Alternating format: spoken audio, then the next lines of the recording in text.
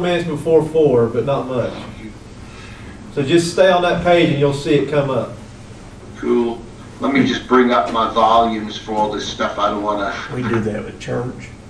Yeah, sounds. Troubleshoot. There you go. Open up the volume mixer. There you go. 10:30 live. That means 10:30. There you go. So we've started Speaker systems. putting the page up ahead of time. Justin, can you see my screen? Yeah, I can see I've got it on the projector here, the comp plan start screen. Yeah, I can see. Great. And yeah, I see your, that's going to be your, what do you have there? PowerPoint, so there you go. A word thingy, Yeah. presentation. Yeah, okay. Good. We got old Dave smiling away over there in the corner. Can you hear us, Dave? Hey, yeah, I can hear you fine. Okay, You hear good. me? Yeah. Is that Tommy Jenkins I see? No, that's Dave. Joe. Oh, there. It looks like he's smiling so much, look like he just ate a bird or something. Big old cat ate a bird or something. Oh, there it is. Hey, James. Hey, how's it going? Good, you? Doing well, thank you. Oh wait, I'm looking at the wrong thing.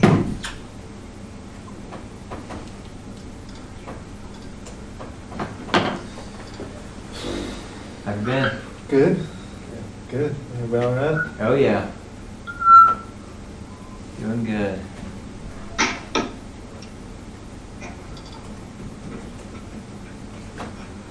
Oh, so Dave's at home. Yeah. Hey Dave. Hey. How you doing? All right, how are you? Pretty good. Y'all well? You staying well? If I stay at home, I'm staying well. Yep. Justin, and if they can't see it on YouTube, they can go to about you all? GD/Macon. Doing pretty good. Go to Macon. Okay. You can.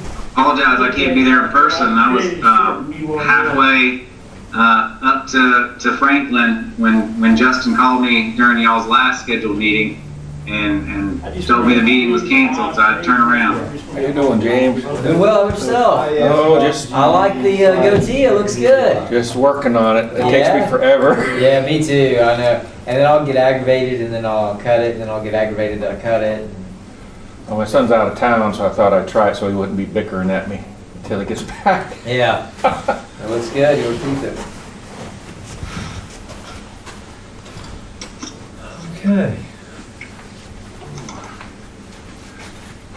Are we gonna have it on our screens too?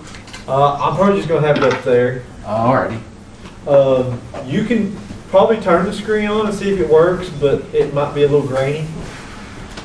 So just hit the center button there and see what it looks like.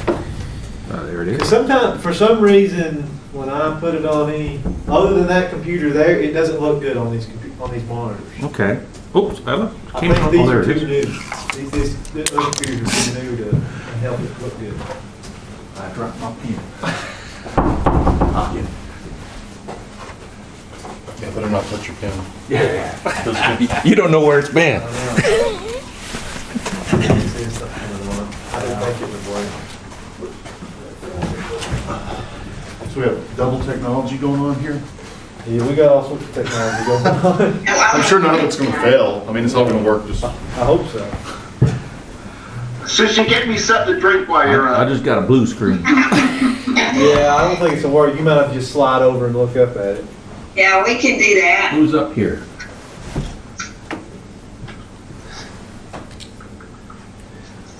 Is that Dave Jones? Dave and Susie and Peter and Jake are from Stewart. Denton's only the one that's supposed to be coming in. Oh, Peter. There he is.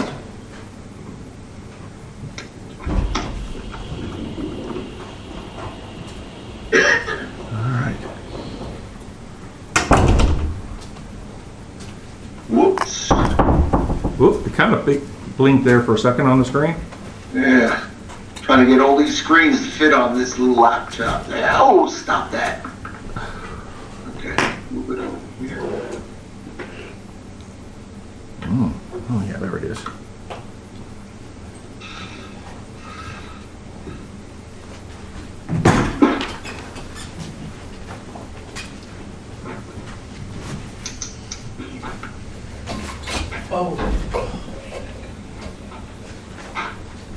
Jake, where do you live? In the Wake Forest, Raleigh area. How are things down there? They're okay. I mean, it could be a lot worse. We're not as bad as the Charlotte area. And, I think that they were braced for the worst, and it's been better than all the modeling and everything like that. So That's good. Not hoping to. We have a stay-at-home order, much like y'all do, but hoping that gets removed sometime next month.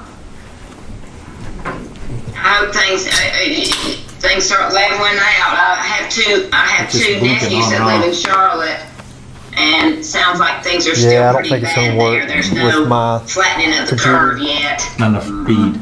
In it's Mecklenburg too County. strong, I think. I think it's, So, the I resolution's guess too good. I think these need to be upgraded to work. That's a big part of the whole I never can get situation in to the state. but it works better for the projector. Okay. Yeah, I think there's just a lot of unknowns. I think we don't know how many people have had it. That's a big question. Yeah, that's terrible. Okay. I'm on here. Can you see me? We hear you, Janet. I can't see you, Janet. Okay, I'll see if I can find the video. Turn around, you're facing away.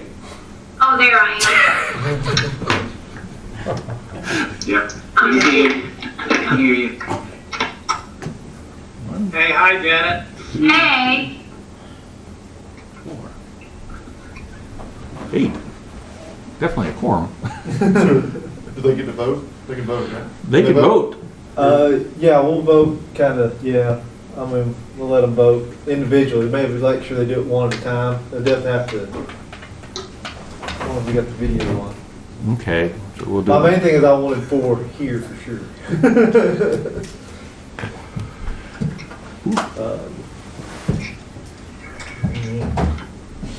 Well, this is about all we're expecting at this time? I guess, is it 4 yet? Are we live, Bobby? Alright, so we're live. So, let's wait until she's 4 on the dot. I don't want to start her up. Ooh, better turn that phone off. If I got It's it. 3:59 and a half. Must have left it in the car. Just as well. There you are. John Jr.'s even watching. John is? Yeah.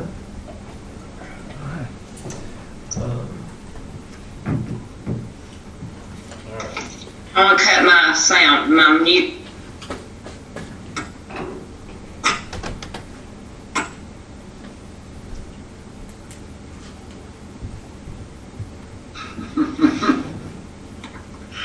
Oh, wow, this is neat.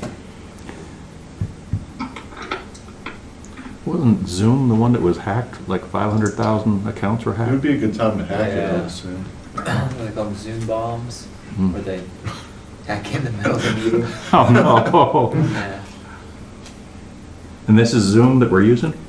Yeah, that's Zoom. Wow. Jake's doing the presentation on. So it's 4, so whenever you want to get going. All right. Well, this is the April 20th, 2020 Planning Board meeting for the town of Franklin, and you have the agenda. Let's see, I don't want to lose my connection. Should be fine. And number 1 on the agenda is the approval or changes to the present agenda that's in front of you. Do anyone have any concerns or additions they want to make?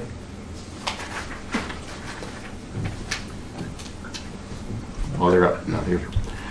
Okay, number 2, approval of February 17th, 2020 minutes, and y'all should have a copy of those in front of you, a draft of them. If you had a chance to review them, if there's any changes or alterations. Make a motion to approve. Second. Make a motion. Okay, I had a second and a motion. All in favor? Aye. Aye. Any opposed out there? I keep looking back there. Yeah. Strange. Aye. Okay, Aye. okay. Number 3 on the agenda under new business. First, the presentation for the draft comprehensive land use plan, and Justin and Jake are going to do that for us here at this time. Yeah. So thank you. This is definitely an unorthodox meeting that we're having to do with all the COVID-19 issues in the world today. But so via Zoom is Jake Petrovsky from Stewart Consulting, and Jake is going to go over the presentation, and we should have it live for everybody that's watching it live as well. Of course, we've got Denton, Andrew, Tom, and James here at Town Hall, and then also via Zoom is Susie, Dave, Peter, and Janet. So we have everybody accounted for on the planning board. So I'm going to turn some lights down so we can zoom the live feed into the projector and turn it over to Jake. So, Y'all hear me okay? Yeah, I can. Okay, great.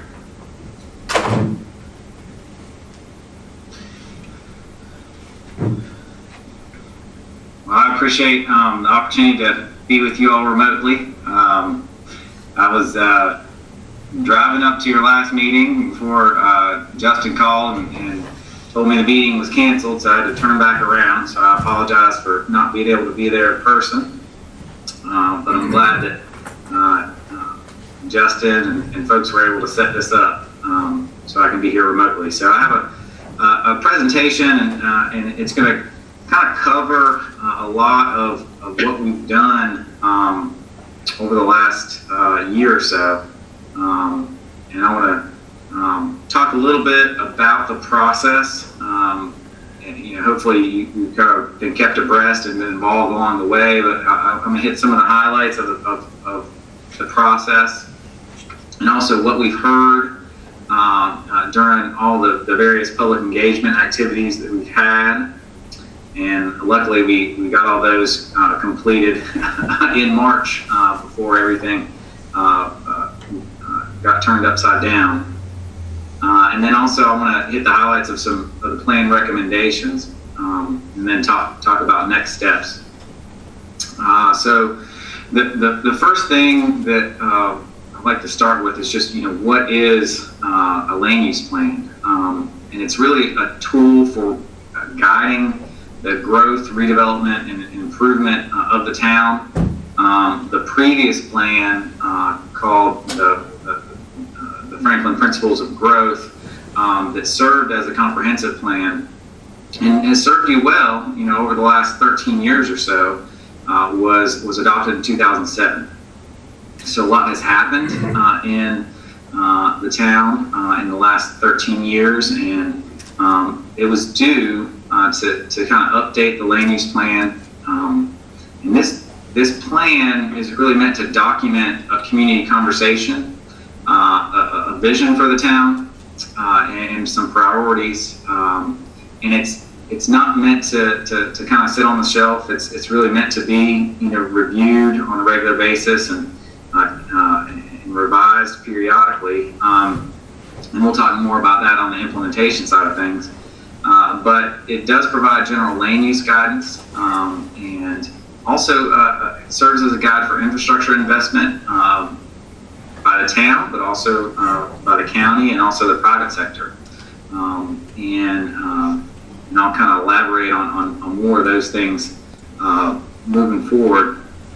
The process really began in February, March of last year. And the first part of this process was stakeholder involvement. So we had a number of stakeholder interviews. We met with the steering committee and prepped for a series of public meetings that took place in July. And from what we heard at the public meeting, and also through the survey, we developed vision, goals, and recommendations. So we're really at the latter part of part two, and we have a draft plan that has been available for review and comment for a while, and will continue to be available for review and comment.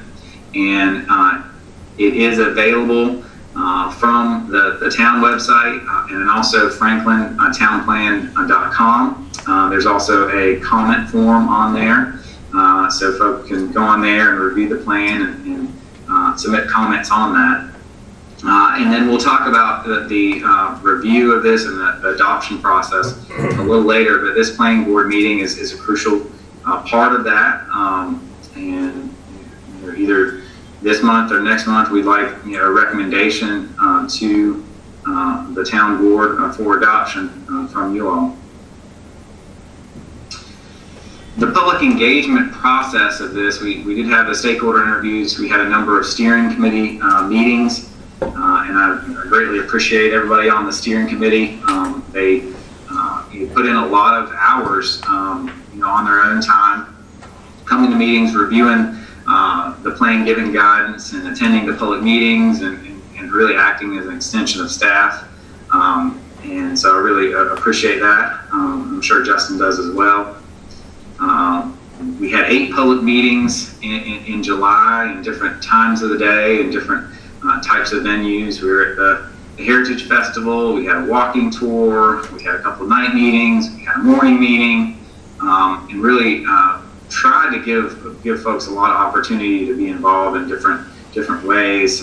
We had a community survey that had really good response rate, over 400 responses to the survey, and that really gave us a lot of good direction.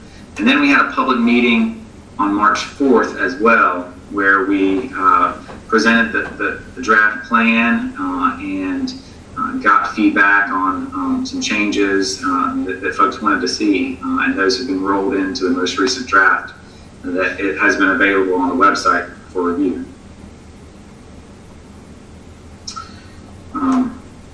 This is just some more pictures from the July public meetings and a schedule of those meetings, so you can kind of see how they sat on the calendar. And it was really 3 or 4 days worth of meetings.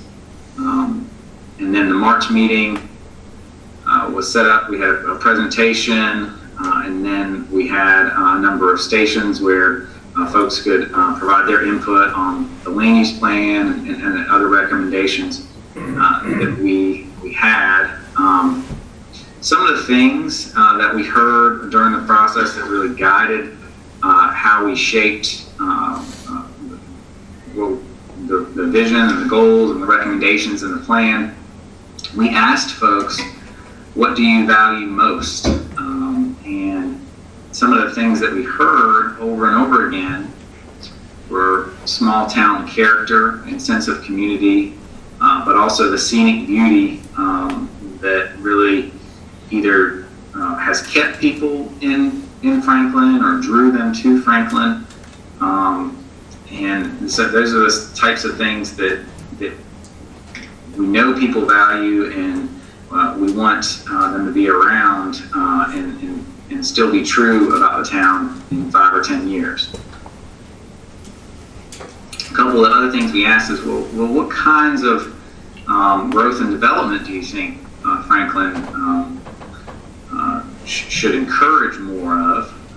We talked about residential, what kinds of residential, and people could tell us through visual preference survey what types of residential they think would fit in Franklin. So here's just a couple images of things that have that received the most votes, and they share some things like single family units on smaller lots with front porches and parking in the rear, and shared open space and quality materials, that sort of thing. And then we have some things that people didn't like townhomes with big garages in the front and bigger buildings. The commercial, people like 2 to 3 story pedestrian scale buildings with active storefronts and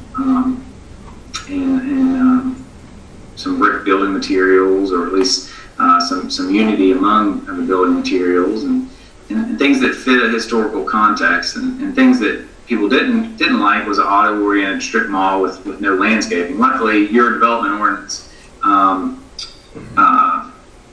doesn't really allow this to happen. You require plantings and that sort of thing. So that worst case scenario you're not likely to get, but it does tell you what we're trying to avoid. We also asked, what does your downtown need? And just some things that folks mentioned, public art, and second floor uses, and looking at Dillon, Georgia, and some of the things that they're doing down there is kind of inspiration and precedence.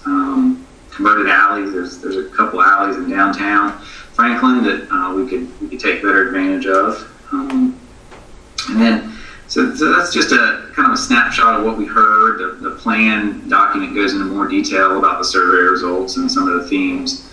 But I want to kind of move into the recommendation section now. Central to the plan, and something that the 2007 plan didn't have, is it didn't really have a map of kind of future land use and a description of the development pattern that we really want to see. It was mostly a text-based plan and had some really good ideas on it. But this is something that I think staff wanted to see a little bit more detail in terms of how to evaluate future rezonings, and it will definitely be used by the planning board and the town council as well moving forward. So this is not meant to replace the zoning map. This is kind of a bigger picture description of character areas in the town, and it doesn't change existing zoning. But what it does do is when there's a rezoning proposal, ideally you all would look at this plan and see if the rezoning proposal is in line with this future land use map, and if it is, then that would give you some support to support that. What it does is outline some character areas, so where office and employment uses could and should go, and the extent of downtown type development, commercial areas, and also some mixed use areas that could have a mix of uses, including some residential types and commercial and office uses. And you can kind of see that there's a lot of commercial areas along the major thoroughfares and down near Georgia Road and Highlands. And there's also some urban mixed-use areas that really could be some commercial, but also could have some mix of residential uses. That's the striped area.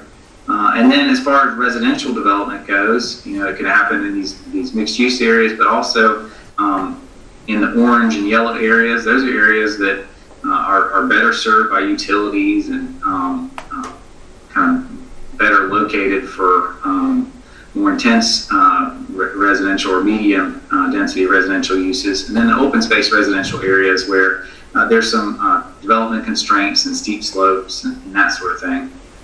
Each one of those colors on the map has a description in the plan. It kind of talks about what types of uses should be allowed, and some description on character and scale and intensity.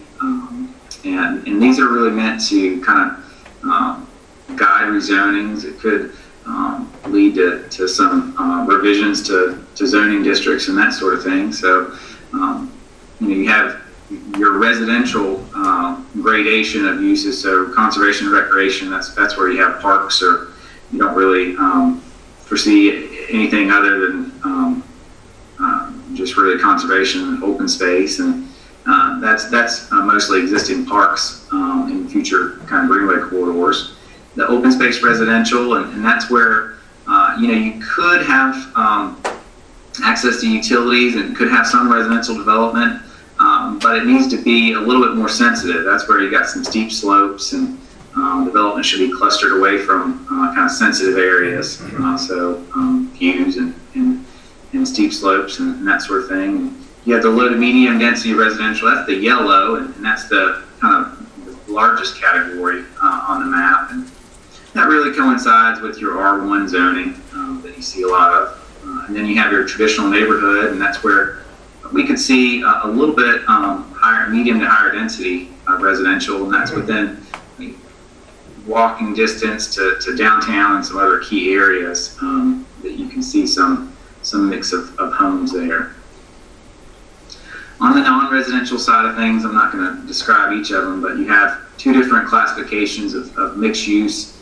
So neighborhood mixed use, where you have smaller footprint buildings, and you could be right next to some existing residential homes. So we don't want Walmart or anything really big and lots of lighting and lots of parking that wouldn't fit in that context. And then you have urban mixed use that is really could be more intense mix of uses. And then you have downtown, which is its own unique area. And then you have commercial and office and employment as well as being really critical to your tax base. And you all really serve as kind of a regional center for jobs and also shopping. And that's really driven by those two areas in town. So just talking a little bit more about the recommendations that kind of dovetail with this future land use map. From a land use and housing perspective, one thing that is recommended is allow for a mix of single-family lot sizes and small-scale attached residential uses closer to downtown. This is mainly in that traditional neighborhood area, and you could allow for this if it meets certain design criteria as well, because once you start putting homes closer together and you start allowing attached residential and that sort of thing, it's really important for you to get the design of that correct, or you could have a situation where you negatively impact the property values of adjacent development, and or new development just doesn't really contribute to your town or hold value. So design is really important, but the good news is you do have a vehicle for this kind of development, this front porch style community in certain locations, and you could update the traditional neighborhood development overlay that's currently in your zoning code but hasn't really been used, because currently it requires a parcel size of 10 acres, and you really don't have a parcel size of 10 acres anywhere near downtown or in some places where this would really work. So that's just an idea, and that's a part of the kind of the how do you implement this sort of thing. Another way you could tweak your development pattern to be in line with this future land use plan is update your zoning to encourage new housing in areas served by water and sewer. You have some areas right now that are really close in to town, and you in some redevelopment or infill development opportunities, and we really need to take advantage of where those things occur, where we have access to town sewer, where there are limited environmental constraints, and we need to encourage housing development. That's one thing that Franklin hasn't had, is a lot of new housing for people that want to live here. So what's really key is this R1 zoning district that you have. Right now, it covers most of town. And really what we're saying is there's really two areas within that R1 district. There's one area where you really want to encourage development, where you have access to sewer, where you don't have a lot of environmental constraints. And then there's another area, which is that open space residential area, where you have steeper slopes and bigger parcels, and you're not really as close to existing utilities and that sort of thing. So if we would make a recommendation to kind of revise your zoning is reduce minimum open space requirements in areas close to town. So in certain parts of that R1, you don't really need, I think right now you have like a 40% open space requirement in all of R1. I think that's appropriate where you have environmental constraints and that sort of thing, but it's not really needed in areas where you just have a couple acres that could be a couple homes within near an existing developed part of town. So clarifying your zoning really to fit context is the recommendation there, and I can go into that a little bit more detail. But on the flip side, and part of that R1 area, you do have a lot of sensitive features. You have really steep slopes that could be prone to landslides and stuff that you saw this other weekend. So in those areas where you have those steep slopes and sensitive features, then requiring a larger percent open space and clustering development on the best parts of site where there's better soils, that still makes sense. So really it's about taking that R1 district and turning it into 2 districts to kind of fit better the lay of the land. Another thing that we talked about is improving gateway corridors. For instance, Highlands Road is one of them. You have a few other ones. How can you incrementally improve those key entry corridors? You're not going to see wholesale redevelopment, but you're going to see incremental change. So a business, is torn down, another business is built, or an add-on is done. So what you could do is include a requirement for a minimum amount of landscaping along building frontages and some access management to incrementally clean up those gateway corridors. Kind of moving to the downtown area, one of the things that was clear is that you have a really intact kind of core historical core of downtown, but your current zoning district for downtown doesn't require new development to really fit the character of town, and that's one thing that we could update the downtown district to better match historical character. So the image on the bottom left really is on the edge of your downtown, but it has parking out front and building setback and drive through, and then the image on the top right shows something that would allow you to really extend the feel of your downtown in different directions. And by putting the parking in the back, having the building closer to the street. So if you just think about you're walking down one side of downtown, when are you going to turn around if you're coming to visit or if you're just kind of walking? You're going to turn around whenever you get to a parking lot or something that's not really as interesting. It's really the edge of downtown. You're going to turn around. So think about that example and where those things might be appropriate. Downtown really was the focus of a lot of conversation. A lot of the public meetings and in the surveys, people love downtown Franklin, and there's a number of recommendations in this plan that are directly geared towards really building on your downtown and the good things that are going on. So pedestrian facilities and crossings are really important. Sidewalk dining, how can the town play a role in encouraging sidewalk dining where it's appropriate? Improvements to town square, maintenance and improvements to town square, consolidation of trash storage and pickup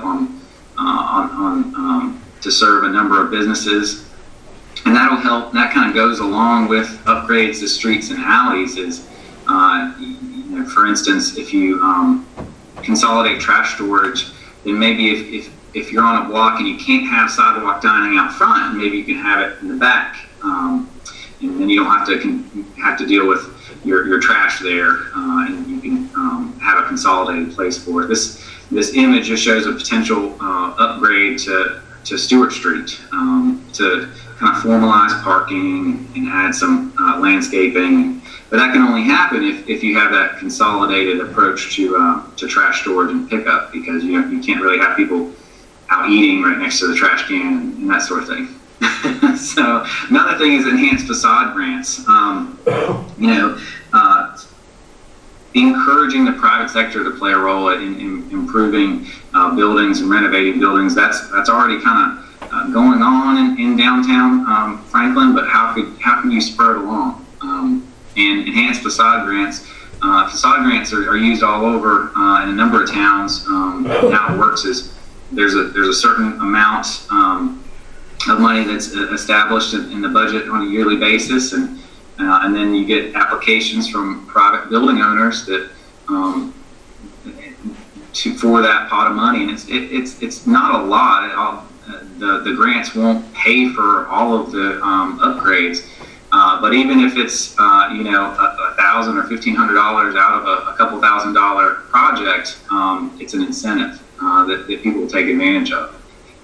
And it doesn't necessarily have to be just about the facade, meaning the facade of, say, of Palmer or of Main Street. It could also be the side of buildings or the rear of buildings. Then you can see how some of these things kind of build on each other, and you can get some improvements even to the backs of buildings.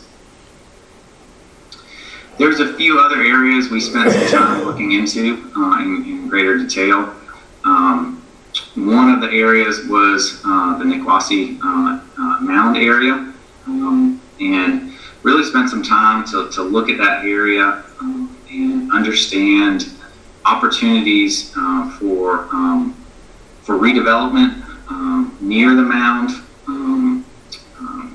and how to build on the proposed museum and cultural museum that the tribe is thinking about near the mound, and really this conceptual design is not a development plan. This is not saying that this is what needs to happen, but this is showing how some development, particularly on East Main and Northeast Main, could capitalize on the adjacency to the mound, and also the public spaces that could be part of that, and also how you can encourage existing uses in new mix of uses to kind of blend with what's out there. Because right now you have a lot of commercial uses along Main Street, and then it kind of transitions to more office or industrial uses further down Depot Street. And Depot Street really is a business hub of your community. There's a lot of businesses, big and small, that are down there. But the way that we're talking about this is how can you encourage kind of public and private investment along in this area, but also provide flexibility for existing landowners to continue to do what they're doing. Across the river is another area we spent some time looking at. The area kind of directly across the river, and then also the Whitmire property. So the Whitmire property is an area on the east side of Highlands Road that the town has owned for a number of years. Originally, it was envisioned that the town would move some of the town services out there, and I think that's not necessarily needed anymore. But our charge was really how could you view that town-owned property as an asset to move forward and make progress on a number of priorities that were identified during this process. A couple of the priorities that were identified during this process and some of the issues were the lack of new housing. So particularly as it relates to kind of missing middle housing, so housing for young families and seniors, and not necessarily second home development and resort type development. That's really the kind of new housing that the Franklin area, greater Franklin area, that has been really successful in getting, over the last 5 or 10 years, is really second home development. What that does is it drives up the price of homes because everybody wants to live here, and then people that actually want to live here and work here and raise a family here, it makes it really hard for them to find housing that's not older, and that sort of thing. So this could be a place where you could actually get some of that housing, but you can also get a park, because that was another idea that was an idea for this property. So this shows kind of a mix of housing on the property, but also a park, a neighborhood park that could serve East Franklin. And that's something that we also noted during this is East Franklin really needs some investment and some TLC, and this would be a combination. You take the 12-acre property and you define goals for it as a town, and the planning board and the town board would have a role in that. You can work with somebody to craft a request for proposals and see if you can enter into a public-private partnership where you have some control over what happens here, and you would get some revenue from the property, but also address some key issues in town, like access to parks and green space and investment in East Franklin, but also get some new housing as part of it. We talked a lot about economic development and infrastructure as well. Broadband was a very hot topic throughout the public input process. How can we make it more accessible for businesses and residents to get high-speed internet, and people really see it as a fundamental service, and the cost of it, even for businesses, is pretty high where service exists. So how can we expand broadband services? How can we build on tech businesses that we do have, like Drake in town? How do we work with the streets of Franklin to kind of encourage more patronage downtown, and then also that public and private investment in East Franklin is part of it. And then we have some action items associated with that in the plan as well. The other thing we heard a lot about, and even in the what do you value kind of question we asked, was natural and cultural resources. So promoting outdoor recreation and heritage tourism is certainly part of how to market the town. Improving access to parks and greenways is something that helps existing residents. It helps recruiting employers and retaining businesses. And some key parts of that is key extensions of the greenway, neighborhood connections, improving river access and pocket parks. If you do get a chance to look at the plan, we put together kind of an example or map that just shows all the different things there is to do in town and around town. And you all are getting better as a town, marketing yourself as a kind of destination for culture and outdoor recreation. But you have a lot of things to kind of market, and I think that was a recommendation of the plan as well, is just continue to do so and increase and build on those efforts, because it's going to help not just for tourism. It's also to kind of raise the awareness of Franklin as being a destination for new businesses and folks that really could live anywhere in Western North Carolina, but could choose you. And from a practical perspective, new parks and recreation is needed in some areas. This is a heat map that shows access to parks and recreation. So the red areas show it's an underserved area, meaning it doesn't really have any access to parks or recreational opportunities nearby. So you can see some areas in East Franklin that fit the bill, and then also kind of northwest Franklin and southwest Franklin as well. So a couple of things that we're recommending that the town kind of work on with their partners. The dog park on Crawford Branch certainly adds some recreational access there. The neighborhood park that could be part of the Whitmire property can improve some access to recreation in that area, and it's part of that public investment in East Franklin. Also, there's a potential connection to the National Forest and the Bartram Trail and the Appalachian Trail in the Northwest that could improve access to publicly accessible open space in that area. And then in the southern part of town, there could be a future connection along the Osage for a greenway, and then also extending the Little Tennessee Greenway to the Macon Recreation Park and rerouting the Bartram Trail to that new section of greenway, and then along the Little Tennessee and into downtown could improve access to recreation, but it could also bring through hikers on a Bartram Trail through town.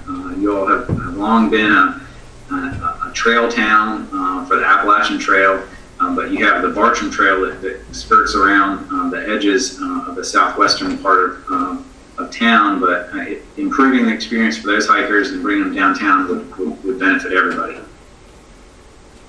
From a greenway alignment perspective, this is just a map of proposed greenways. You can see the Crawford Branch Greenway in purple that could connect down the Little Tennessee. And then in pink, the dashed pink, you see kind of on the southwest is where the Bartram Trail has an on-road segment, which means it goes beside the road. In some cases, there's not even sidewalks to that, so it's not a very enjoyable section of the Bartram Trail.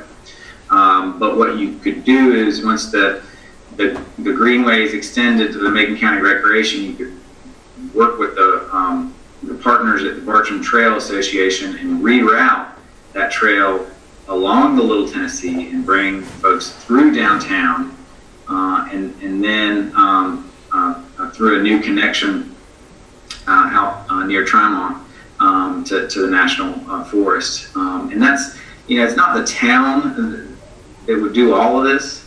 It would just be the town that would be advocating for it and work with partners. Partners could include the Bartram Trail Association. It could include Macon County and Tourism Development Authority. It will also be the U.S. Forest Service as well. Another thing that we talked about on the transportation side of things is just sidewalks and how we can improve the pedestrian environment downtown, and how we can improve off-the-hill connections. Off-the-hill connections is once you get off the hill of downtown, sidewalks get narrow, there's missing pieces, there's a lot of maintenance issues and that sort of thing.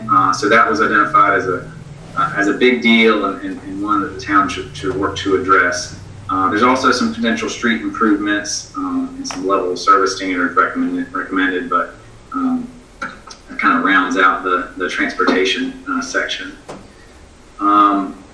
As far as implementation goes, so just to kind of summarize a couple things and also add some to some changes that we made based on feedback. So to summarize the zoning adjustments and revisions that this plan really is recommending to implement, is that R1 district really could be 2 districts. And right now you have a really high open space requirement in what are really in-town neighborhoods and infill properties that is probably discouraging new residential development in areas where you would probably want to encourage it. So just fine-tuning your zoning ordinance and saying, okay, in some parts of the R1 district, we really don't need that high open space requirement,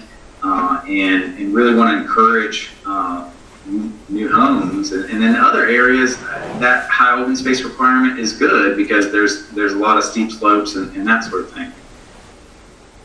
Another thing that we're recommending is updating that traditional neighborhood overlay and reducing the minimum property size and improving design requirements to kind of customize it to provide an opportunity for some different types of housing near downtown where folks could walk downtown in the future. You have, an acre property here or 2 acres there that right now it would be really difficult to develop. under current regulations. And if you ask yourself, okay, if we want to be smart about growth and encourage growth where it makes sense, what you're doing is discouraging growth where you have great access to town and you have utilities, and by proxy you might be encouraging growth to happen way out on the edge of town or in Macon County jurisdiction, when in reality, it would be better if it happened in Franklin.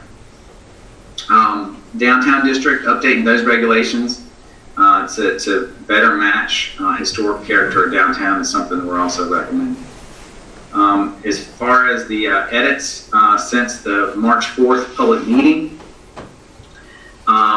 there was just a couple things that were changed. A couple overall implementation steps were added to the back of the plan, which is really the action plan. Quarterly meetings of an implementation committee was suggested, and annual or biannual reports to the planning board or town council to just keep abreast with progress made on this plan or changes that need to be made. Also, a housing policy about enforcement of existing ordinances. We talk a lot about housing and appearance, and how do we encourage quality housing, and address dilapidated housing, and also address appearance. But one is just enforcing existing ordinances. And that might take additional staff to help Justin out with code enforcement. Because when it comes to nuisance violation, minimal housing, and sign ordinances, that's something that there's only so much bandwidth in the existing department. And there's also a mention of existing sidewalk maintenance in one of the action items, and ways to address that. Another thing that we did was included a strategy and action item about the hospital site. So coordinating with HCA about the future of the Angel Medical Center site. We frankly don't know what is going to happen on the site. We don't know if they're going to keep it, they're going to sell it, they're going to donate it. Who knows at this juncture. But it really is important to the town of Franklin, to downtown. It forms kind of the northeastern edge of downtown. So having coordinate with them and having a say to the degree that you're able, I think is important. And then hazard mitigation was also something that we added. Added a policy about planning for natural and man-made hazards, and added a strategy to regular update and implement the hazard mitigation plan that the town has in conjunction with Macon County. And then also looking at potential drainage and stormwater improvements in the Crawford branch watershed was added. So as far as kind of the next steps, we have a draft of the plan. The public review is ongoing. That is the website where you can review and comment on the draft plan, www.franklintownplan.com. There's also links from the town website. The adoption process, what does it look like? Really, we want to get feedback from you all at this meeting, and if there's any changes that you all would like to see before it goes forward for adoption, that can certainly be folded in. And then in May, there would be a public hearing set for June, and then targeted adoption by the town council in June following a presentation and public hearing. So at this juncture, we can kind of open it up and answer any questions or get into some discussion about what's in here, what's not, what could be, and that's it. I have a question, if I can start, Jake. Is it too late to make changes? No, not at all. I mean, if there's something that you all think is missing, or you want to be reworded or make sure is in there, I mean, now's the time. I mean, we can still make changes up until it's adopted. And even after it's adopted, if, a year, 6 months from now, the planning board, wants to, make an adjustment or if there's a rezoning that you support that's not in line with the future land use plan, the future land use plan can be adopted, or the plan can be adopted or amended, as you all and the town council, deem it necessary. Well, I just have a comment about that.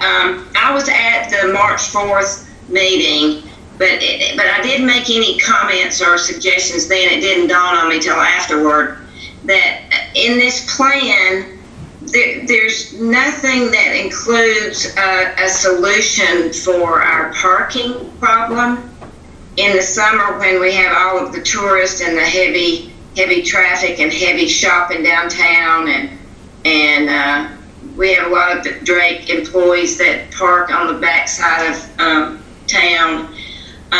There's nothing in here that suggests a solution to our parking problem, and I know that a large parking deck is very ugly and unsightly, so that may not be the solution.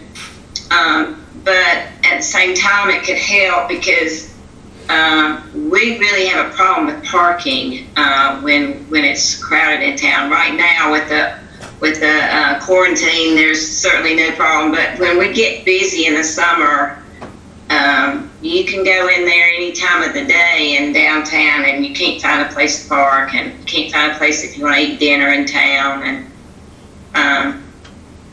but anyway, so I was wondering to ask you what your thoughts are, possibly about some parking solutions. Sorry. Yeah, certainly. There was a parking study done, a little while ago, and that led to the restriping of Main Street. So, you got some more parking there, which was helpful, but it's certainly, never enough. I thought it took away parking. This restriping has always taken away parking. It lessens the number of spaces.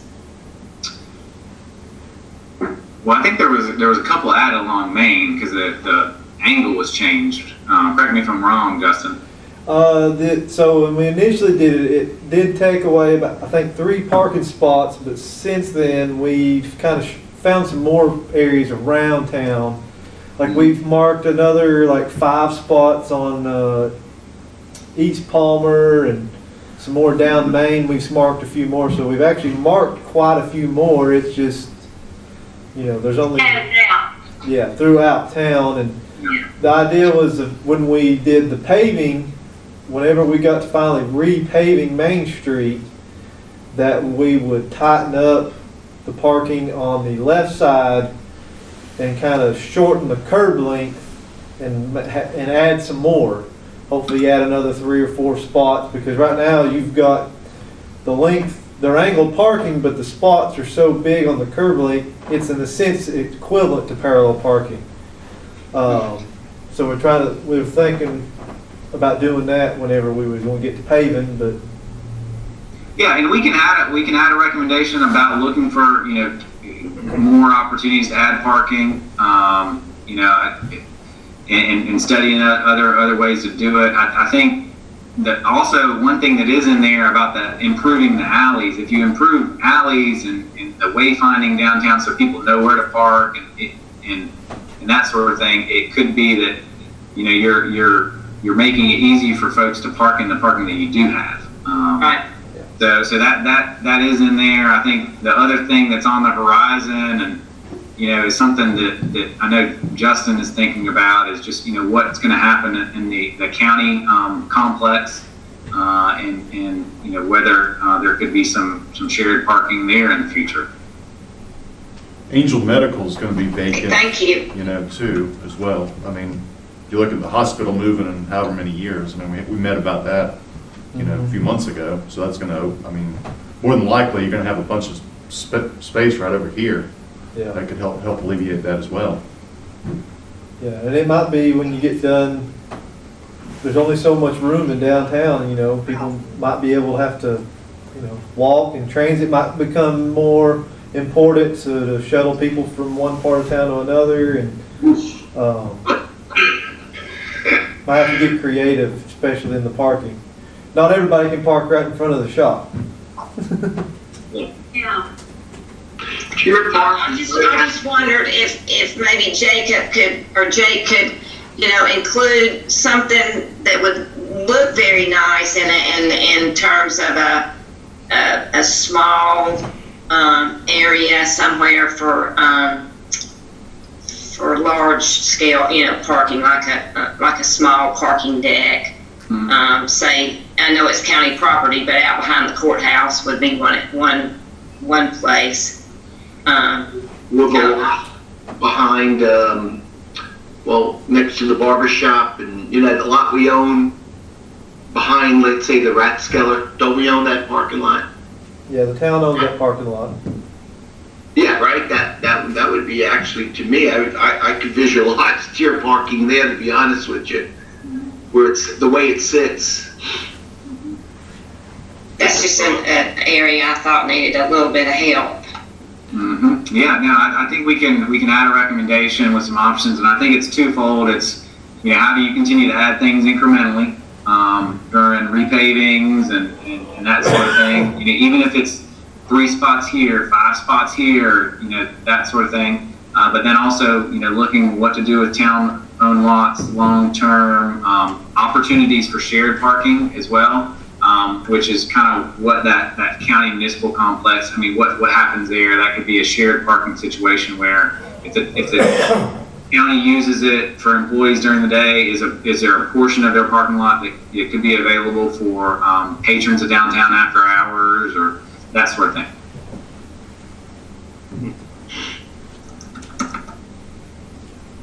Okay. Anyone else have any comments of concerns over what they've heard so far today or read? I'm gonna turn the lights back on. I did have a couple discussions with some people about the small town character, the goal of the town, and a lot of people have a lot of different concepts of what that means to them. It sounds pretty benign, but when you start talking to people, it really means something different to different people. Small town character for some means no more growth, let's just even shrink down in size, where others it means just neighborhood visibility and access and we tried to we talked about that a lot with the steering committee and actually this vision that was crafted, it just says Franklin is a vibrant town nestled, and it talks about what some of those things that make it special and what we want to encourage. And originally it did say Franklin is a charming small town, or it had a small town in there, and so we took small town out and just talked about the pieces of town that we want to support. So because that small town character, small town feel has different meanings. Okay. Any other concerns or questions from the folks online?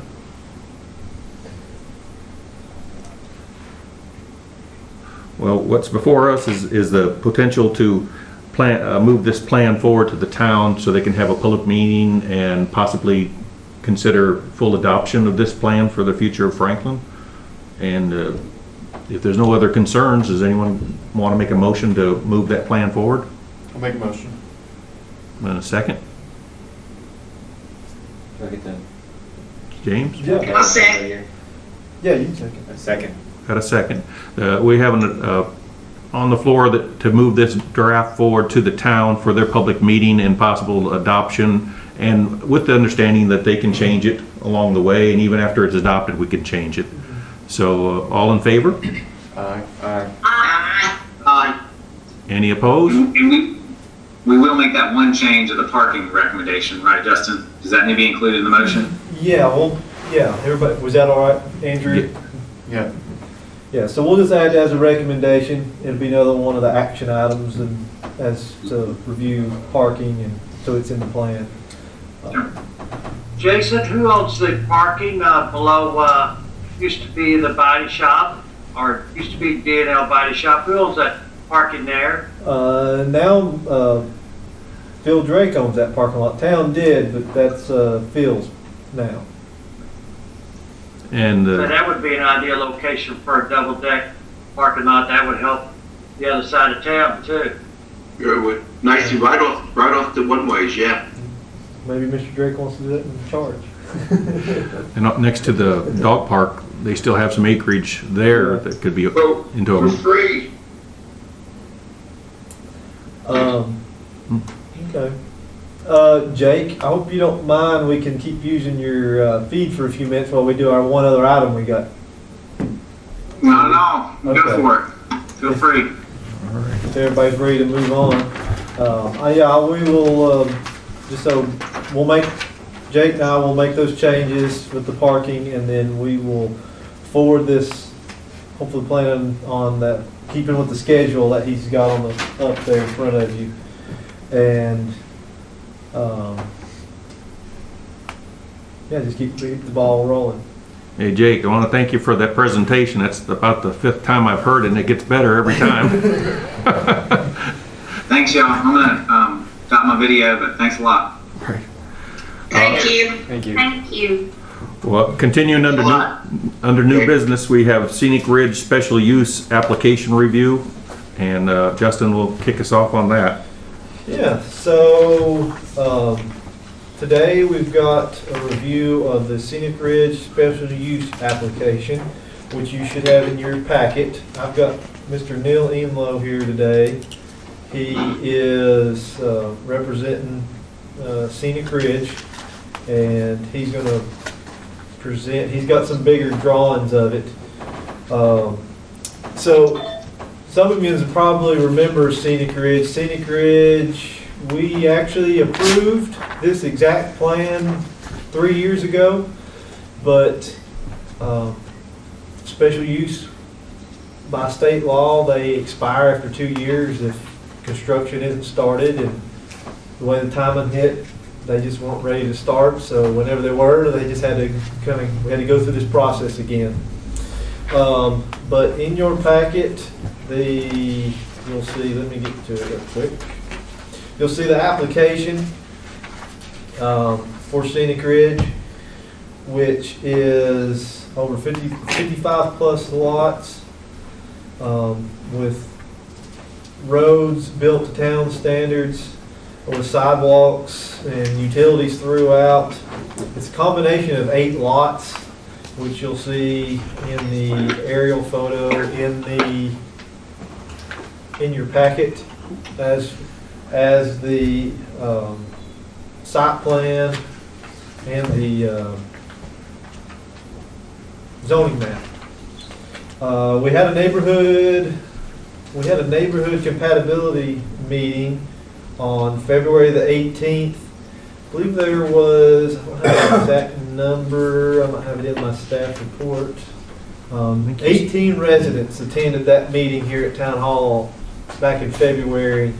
They had some questions. They didn't recommend anything. They were happy with the plan the way it is, since it's the exact same plan that we approved 3 years ago. We just kind of going through it as a formality. And that's all I've got on this. We needed a planning board had to review it and make a recommendation before it could go before town council.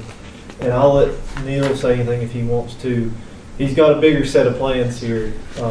Obviously, the ones at home can't see the bigger set of plans, but you've got you should have the smaller set you can zoom into if you've got them on your computer or print it off there.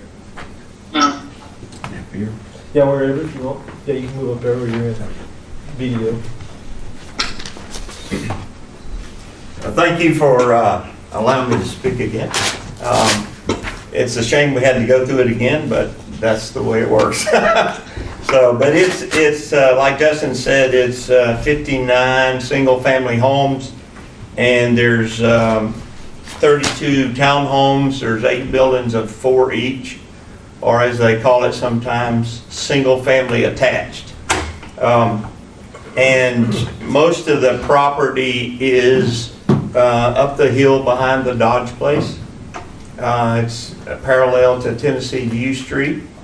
And there's about, I think, 400 feet of frontage on the Highlands Road, but most of what we're doing is out of sight. It's back behind the zoning where you all are looking at for development. The neat thing is, it's really wide streets. It's a walkable neighborhood. Most every street has 5-foot wide sidewalks. The water and sewer and the streets will be taken over by the town.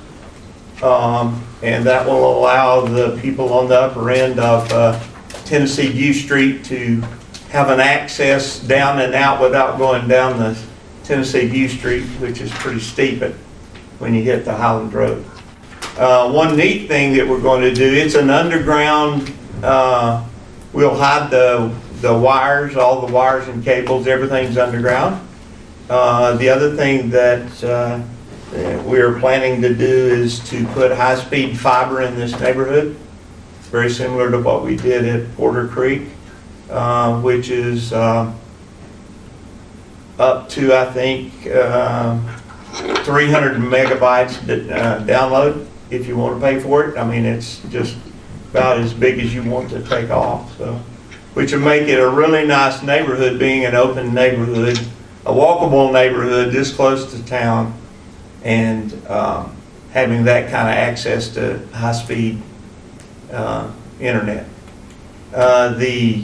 We haven't set the HOAs up yet until we get all the approvals and everything, but I planned the neighborhood around a minimum size of 1,500 square foot homes. We haven't talked about garages and stuff yet, but if you look at the little squares on your map, if you can see them, I don't know if you can, the little squares on every lot is a 1,500 square foot house. Just to make sure, there's a lot of dotted lines, which are all the setbacks that's required for the town. So we tried to make sure that we didn't have any setback issues. There's a huge transmission line. We've allowed enough lot space to stay away from that as required. So we've tried to plan for everything, and we have the water approval back from Diener right now, I think, and we're waiting, the sewer, we're waiting on the water. Somehow in all this COVID stuff, the submittal got tied up, lost or something, so. But that's kind of where we are right now. There are actually 2 access points on the DOT. One's on the Highlands Road and one is on Thomas Heights. There is one access point on Tennessee View Street, which is basically at the upper end of Tennessee View Street. The submittal has been made to DOT for the driveway permits, which they had approved before, and so we're going through every process again. The Corps of Engineers, there's a little bit of water, wetlands over toward the power line issue about halfway up, and we've accounted for that, and the Corps has approved our plan for that. So we're right at the final stages of going back to the town to set the public meeting, and then I think I've already submitted the plans to the county for their review, just in case they had something that would pop up that would change something. So any questions, I'll be happy to answer.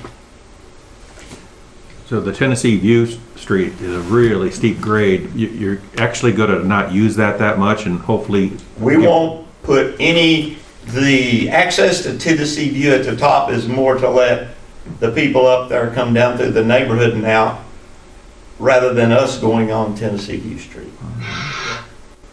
Justin, did you say these are plans that have been previously approved? They just kind of said null and void for? Yeah, they were approved back in 2015, and with state law, special use permits are only good for 2 years if construction isn't started. You can ask for an extension, but it was just.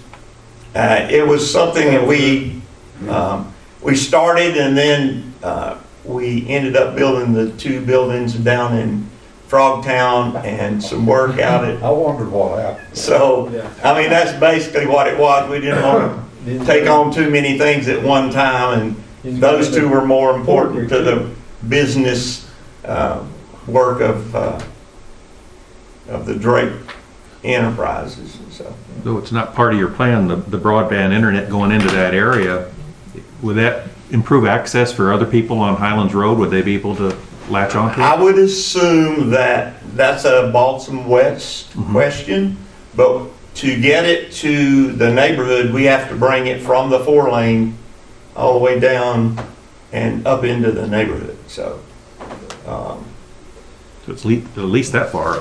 yeah, at least that far you would have So there's access. commercial, sounds like there'd be some commercial business that it'd be running right in front of that they could tap onto. So is this project on the forefront now? I mean, are you guys planning to move forward? Yes, this is what I have planned to start. Okay. I was planning to start it sooner than our virus situation is going to allow, but yes, this is my project for the next 12 months. And that 5-foot sidewalk sounds good. Wasn't the town, when they first came around, talking about putting a crosswalk down there to get to the sidewalk on the other side of Highlands Road so people could get access to the greenway? I thought that came up during that meeting. I remember some talk, but I don't know of any rock hard stuff. There's Okay. no sidewalk on that opposite side. Yes, it is. But hopefully there'll be sidewalk eventually. That's in the bike walk Franklin plan. There's a plan for sidewalks all the way to the Bilo Shopping Center. So I hope one day that'll get built. So And doesn't sound like there's any concerns with the neighbors. And the prior board was favorable. Anyone have any questions or concerns? Online? you got the finding of facts to go through there. If you want to go through before you vote. This should be the last page. If everybody online wants to go through as well. We'll start with number 1. The use or development is located, designed, and proposed to be operated to maintain or promote public health, safety, or general wellness. Yes, You're all in it's favor? a great design. It's a great design. And it's been scrutinized twice already. Number 2, there are or will be at the time they are required adequate public facilities to serve the use or development as specified in this section of the UDO. So yes, Yeah, water and sewer. The sewer was stubbed out prior to across the road, and Right. water's planned to be built to town specs. Before the DOT paved the Highlands Road, we went ahead and spent the money and made the sewer tie-in so we wouldn't have to cut the highway again. And the water's on that side of the road, and the gas company has put a sleeve under the road so that if we wanted to run gas in the neighborhood, that's available too. So Balsam West will come in and cut all the lines. Actually, no, we're going to, when we build a neighborhood, that's why we're doing all this planning up front, is we're going to install the conduit for Balsam West. And we're going to try to have everything as we go so that it's not an issue later. Cool. And is everyone okay with item number 2? Yes. Yes. yeah, yes. We'll move on to number 3. The use or development complies with all the required regulations and standards of the UDO or with variances thereto, if any, granted pursuant to the UDO. It does, it complies. No problems with that? Okay. Findings of fact number 4, the use or development is located, designed, and proposed to be operated so as to be compatible with the particular neighborhood in which it is located. It'll be a great addition to that area over there. Even what we discussed earlier about the future plan for, I was noticing that the future guidelines fall right into what you're doing there. Yes, So yeah. That was cool. We're all okay with that? It'll help with the beautification of Yes. Franklin. Exactly. Number 5, the use or development conforms with the general plans for the physical development of the town as embodied in the UDO, the principles of growth, and the thoroughfare plan, and any duly adopted plans of this town. Yes. Yes. I believe it does. All right. So the 5 findings of facts, do anyone want to make a motion to accept I make a them? motion. Was that David or Peter? Peter make a motion. Any second? Second. Denton's got a second. All in favor? I'll second it. Okay, third, second. 3 seconds. All right, can we get a voice poll on that from the people online? Susie, are you okay with it? Yes. And Janet, you're okay? Yes. Peter and David? Yes. Dave's muted. Dave's muted himself. Oh, he muted? Okay, Give us a thank thumbs up. goodness. Give us a thumbs up, Dave. You're good. Okay, I believe it passed. Wake up! Wake up! So we'll move that on to Justin to take care of that. Yeah, tentatively would be set the hearing in May. It's going to follow the same schedule as the comp plan, and would be, as long as we don't get into public hearings, will be a little different with the virus situation, but hopefully it would be at the same meeting in June for the public hearing and adoption that night. Well, if anything comes up, we may have a planning board meeting May 18th, at least scheduled tentatively at this time. Do I have a motion to adjourn? Motion. Adjourn. Motion. That's second. All in favor? Aye. Okay. Aye. All right. Thank you all for attending. Thank you, everybody. Thank you, Justin. Thank you, everybody. Okay. Y'all stay well. Stay well, everybody. Good to see everybody's face. Well, I'm glad to know that's what happened. Good to see everybody. I wondered about that several times. Yeah, I do all of the Drake's new work, and when you got 3 buildings and we ran water and sewer to Porter Creek, and water and fiber to Porter Creek, and so Well, those I remember 3. right there at the old Harry Thomas's driveway. I remember when y'all put that pipe in there. It was right there, wasn't it? Yeah. The old driveway.